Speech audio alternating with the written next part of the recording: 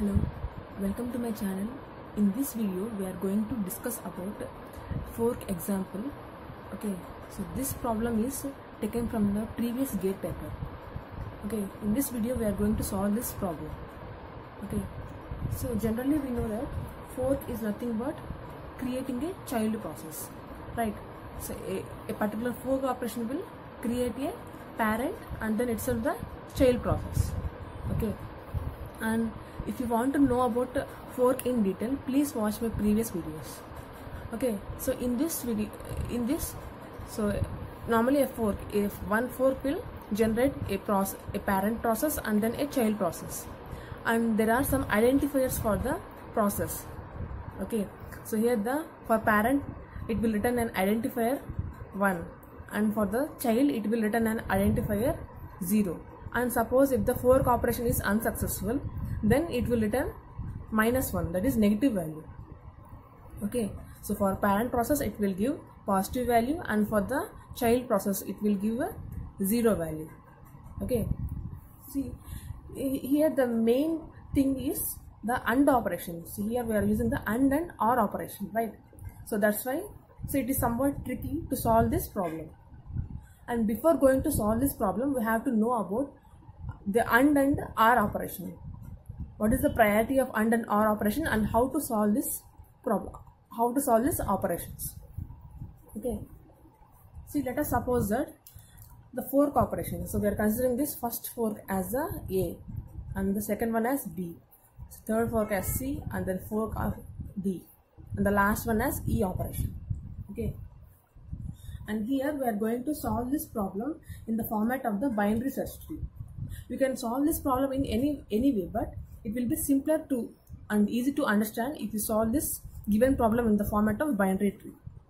Okay, so normally for the AND operation, okay, suppose we are having the two operations, right? AND and OR operation. For the AND operation, the left hand side must be always 1. Okay, then only we can check the right hand side operation. So here the left hand side operation must be 1. Okay, that means if the left hand side is 1, then we can proceed to the right hand side process. Okay, suppose if the LHS is 0, then there is no use of solving the next one also. That's why LHS must be always 1 in the case of the AND operation. And similarly for the OR operation, LHS must be 0. Then only we can check the RHS side operation. Okay, so here for AND operation LHS must be 1, and for the OR operation LHS must be 0. AND is higher than the OR operation. Okay, here the priority of AND is greater than the OR operation. So that's why we are going to solve this from the starting from left hand side to the right hand side. See, coming to this example, first at level 0, the first fork is called, that is fork A. Then it will give to two process. So that is the parent process itself we are going to take here, and then it is creating a new child process, that is C1. Okay, see here for the first fork operation, what we are going to do, the parent is generating a child process, that is C1, and we are going to write the parent process itself, that is P. Okay, and we know that process ID must be 1 for the parent and 0 for the child. Okay, so that's why we are writing the 1 for parent and 0 for child. Okay, so now we have solved this first operation, fork operation, fork A.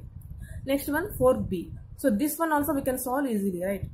So for the fork B, so we have to, it is going to create the child process. So for this process P, so here the fork B is called. At the level 1, we are going to call the fork B. Then it will give a parent process and child process itself. Okay, so it is going to, we are going to draw the parent process here and the child process. It is going to create a new child process, that is C2. See, if you watch my previous videos, you can know in detail about the fork process. Okay, after creating a fork process, then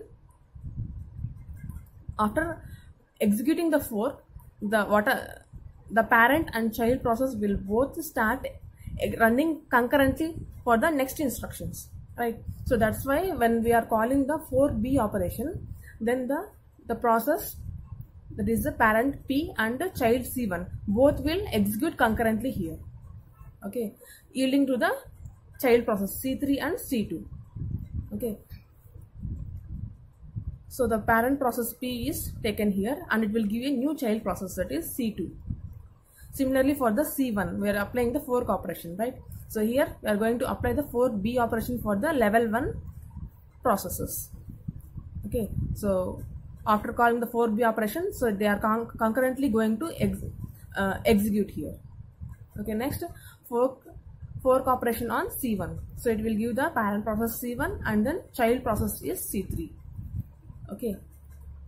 And we are going to write the ID here, process ID. So process ID for P is 1 since it is the parent process, and C2 has the process ID as 0. So similarly for the process C1, so C1 is the parent process, right? That's why we are taking the parent value as the ID as 1 here. And for the C3, it is the child process. So that's why we are taking the 0. Okay. So this is the ID based on this one. So next one, fork C operation. That means this one. See, we have known that for the AND operation, if the left hand side is 1 only, then we can go for the right hand side operation. So that's why we are going to take the particular process which is having the identifier as 1.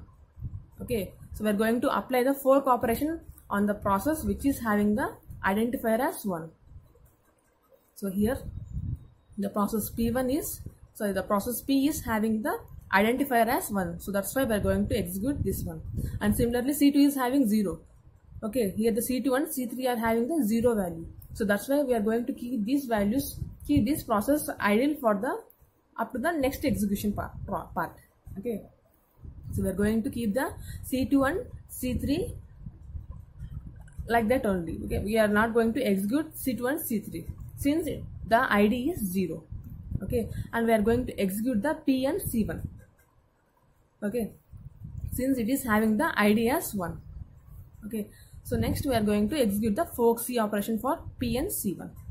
Okay, so it will give the parent process P and then child process. It will create a new child process, that is C4, with the identifier for P as 1 and C4 as 0. Okay, and we are taking the C2 value same. We are not executing C2 and C3 in the level 2. Okay, next we are executing the C1. So C1 is taken as it is since it is a parent process. So it is going to give the two processes, right? C1 and C5. It is the new child process. C5 is the child process and C1 is the parent process. Okay, and C3 we are not going to execute since it is having the identifier as 0. And C1 is containing the ID value 1 since it is the parent process, and C5 is having the ID value 0. Okay, since it is the child process. Okay, so here simply we are following the logical operation, the AND operation here. So we are executing only the particular process which is having the ID as 1. Okay, so next one, fork D operation. Okay, see, after fork B and C, okay, suppose here 1 and 0 is there, then it will give 0. Okay, suppose if there is 1 and 1, then it will give 1, right? So after executing this part, we are going for the fork D operation. So fork D operation. Okay, so here, so what is the criteria for the OR operand? Okay, the left hand side must be 0. So it is going to execute the particular process which is having the left hand side as 0. Okay, so in this level, in the level 3, so all the process are having the 0 except the process P and C1, right? So except the P and C1, so we are going to execute the remaining process, that is C4, C2, C5 and C3. Okay, we are going to execute these processes since, so we are going to conclude the OR part, right? Okay, so that's why we are taking this.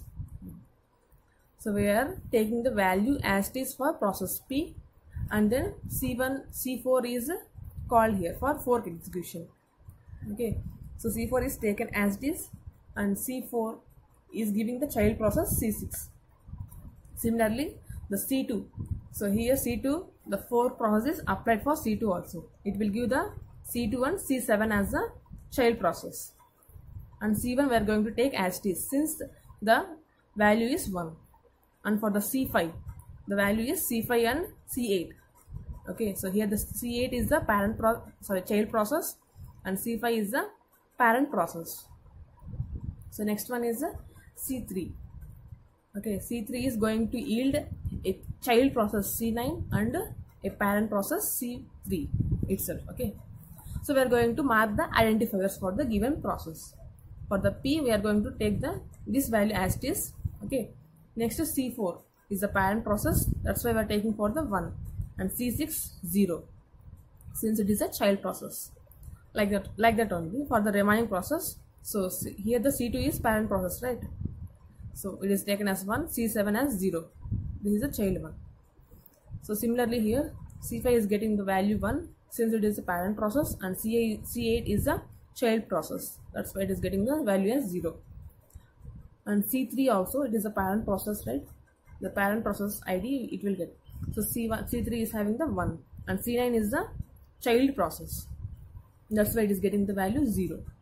Okay, so here we are going to execute a particular thing, right, only with the given criteria, based on the given criteria. And coming to the fork E operation, so here we are going to execute all the process in the particular level. Okay, so we are going to execute all the process here. Okay, so for the fork E operation, it is, so each and every process is going to give 2 process, right? So process P and C19, so this is the child process, and C4 and C18, this is the child process.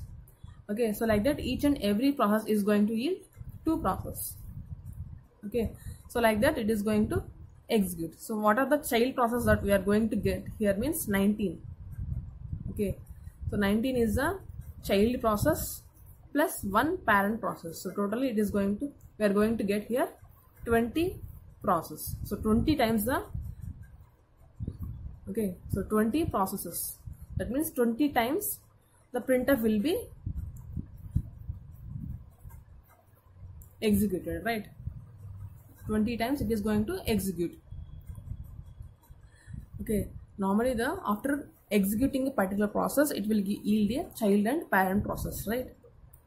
And for the next instructions, we are going to apply the fork operation concurrently. That means at the particular level, whatever the process are there, we are going to apply the fork operation for each level here, like BFS in the breadth first search also we are going to apply it level wise, right? So similarly here we are going to apply the fork operation level wise concurrently for each and every process in the particular level. Okay, so like this we are going to, we have executed this particular example. Okay, and it will fork for 20 times. Okay, and thanks for watching my video. Please do like, share, subscribe and comment. Thank you.